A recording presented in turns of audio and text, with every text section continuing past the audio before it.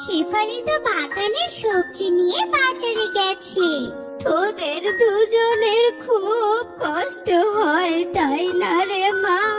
আমি তো চলারও শক্তি পাই না, বসে বসে শুধু তোদের কষ্ট দেখতে হয়।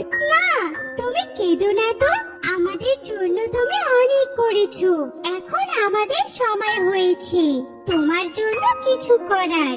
তুমি বিশ্রাম নাও মা, আমি লাউ গাছের মাচাটা শক্ত করে বেঁধে ফেলি।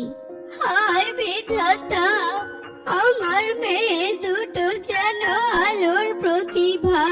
তুমি ওদের সুন্দর একটা জীবন দিও। আজ বড্ড দেরি হয়ে গেছে, গোলাপি হয়তো একা একা কাজ সামলাতে হিমশিম খাচ্ছে। যাই, দ্রুত বাড়িতে যেতে হবে। শেফালি, এই শেফালি, একটু এদিকে শুনে যা তো, তোর সাথে একটু কথা আছে। আরে বাঘ মামা, তুমি আমাকে কেন ডাকছো? শোন, আমার জমিতে কিছু কলার চারা লাগাতে হবে। তুই যদি কলার চারাগুলো লাগিয়ে দিস তাহলে আমি তোকে 20 টাকা দিব, বুঝেছিস? 20 টাকা? আচ্ছা ঠিক আছে বাঘ মামা, আমি বাজারের ব্যাগটা বাড়িতে রেখে এসে তোমার কাজ করে দেব। তুমি আমার বড্ড উপকার করলে বাঘ মামা। ই ই আ আ যেখানে সবাই আমার কলার চারাগুলো লাগাতে 50 টাকা চেয়েছিল, সেখানে মাত্র 20 টাকা দিয়ে ওই শেফালির থেকে কলার চারাগুলো লাগিয়ে নিব। আমার পুরো 30 টাকা বেঁচে গেল। আহ আহ আহ মামা, আমি চলে এসেছি, এবার কি আমি কাজ শুরু করতে পারি? হ্যাঁ হ্যাঁ, তাড়াতাড়ি কলার চারাগুলো লাগানো শুরু কর। আমি ওই গাছটার ছায়ায় বসে একটু বিশ্রাম নিই। এরপর শেফালি শিয়ালিনী এক এক করে সব কলা গাছ হালুম বাঘের জমিতে লাগিয়ে দিল।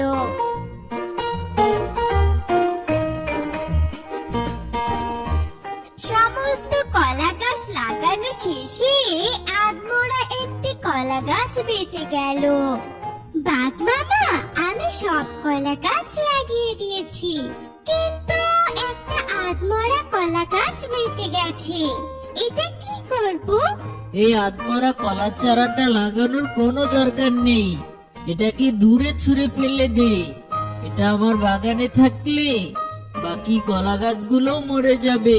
বাঘ মামা, আমি তাহলে আধমরা এই কলা গাছটা আমার বাড়িতে নিয়ে যাই, দেখবো এই আধমরা কলা গাছটাকে বাঁচিয়ে তুলতে পারি কিনা। আচ্ছা ঠিক আছে, নিয়ে যেতে চাচ্ছিস যখন যা। ওই আধমরা কলা গাছ দিয়ে আমি কি করব? তুই থাক, আমি গেলাম।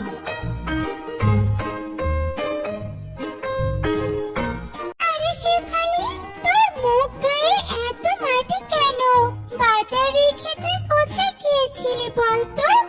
এরপর শেফালি শিয়ালিনী গোলাপি শিয়ালিনীকে সব কথা খুলে বলে। শেফালি, তাহলে চল এখনই গিয়ে আমরা কলা গাছটিকে রোপণ করে আসি। আরে বাহ, তোরা তো দেখছি খুব ভালোই আছিস।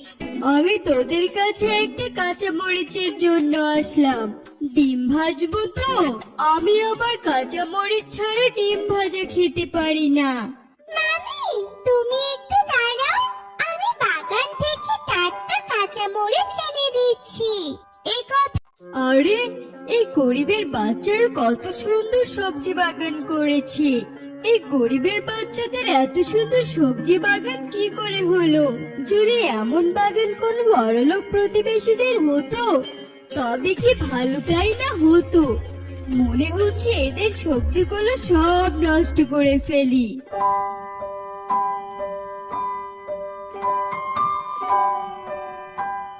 এই নাও মামি কাঁচা মরিচ। চল শেফালি, ঘরে চল। আপি, এই দেখ আমাদের কলা গাছটিতে মোচা বের হয়েছে। আরে তাই তো শেফালি, এখন এই কলা গাছে কলা ধরবে। আমরা পান্তা ভাত দিয়ে সেই কলাগুলো খেতে পারবো। শেফালি, চল বাকি সবজিগুলো দেখে আসি। আর সবজি ছিঁড়ে নিয়ে আসে। পরদিন সকালে শেফালি ঘুম থেকে উঠে দেখে তার কলা গাছটিতে কলা ধরেছে আর তা সোনার মতো চকচক করছে। আরে এ আমি কি দেখছি, এগুলো তো সোনার কলা। গোলাপি, এদিকে আয়, দেখে যা, আমার কলা গাছে সোনার কলা ধরেছে। আরে বাহ শেফালি, সত্যি তো, এগুলো তো দেখছি সত্যি সোনার কলা। আমি এখান থেকে একটা কলা ছিঁড়ে বাজারে বিক্রি করে আসি, দেখি একটা সোনার কলা বিক্রি করে কত টাকা পাই। আরে ব্যাপারটা কি, এরা দু বন্ধু কিছুদিন আগে পান্তা ভাতই খেতে পারতো না, আর কি এমন গুপ্তধন পেলো যে এত তাড়াতাড়ি বড় একটা বাড়ি করে ফেললো। এখন তো দেখছি মাছ মাংস ছাড়া খাবারই খায় না। ব্যাপারটা তো গিয়ে দেখতে হচ্ছে।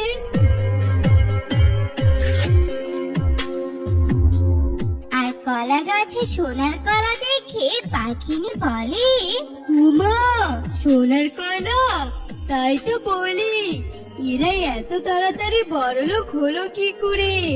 এক কাজ করি, আমি এখান থেকে কিছু সোনার কলা ছিঁড়ে নিয়ে আমার জন্য সোনার গহনা বানাবো। ই ই ই ই। এসব বলে হালিমা বাঘিনী কলা গাছের কাছে যায়। আর অমনি সে কলা গাছ থেকে একটি ভয়ঙ্কর সাপ বেরিয়ে আসে। ওরে বাবারে, এ তো দেখছি সাপ। ও মা গো, আমায় বাঁচাও, আমার সোনার কলার কোনো প্রয়োজন নেই, আমি তোমার সোনার কলা নিয়ে যাব না, তবুও তুমি আমাকে মেরো না।